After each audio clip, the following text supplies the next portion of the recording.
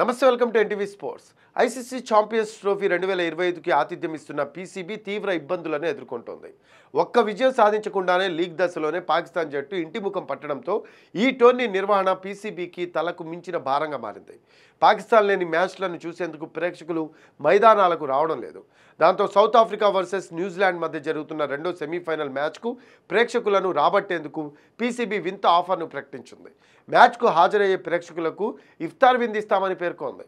ఈ ఇఫ్తార్ బాక్స్లో dates, juice, mini పిజ్జానిచ్చింది. ప్రస్తుతం రంజాన్ ఉపవాసం నడుస్తుండటంతో పీసీబీ ఈ నిర్ణయం తీసుకుంది.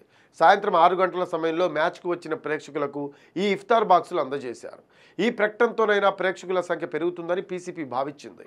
కానీ ఆశించిన స్థాయిలో ఈ మ్యాచ్కు ప్రేక్షకులు రాలేదు. మరోవైపు భారత్ ఫైనల్ చేరడంతో తుది పోరు కూడా దుబాయ్ వేదికగా జరగనుంది. పాక్లో పర్యటించేందుకు టీమిండియా నిరాకరించడంతో హైబ్రిడ్ మోడల్లో ఈ టోర్నీని నిర్వహించిన విషయం తెలిసిందే.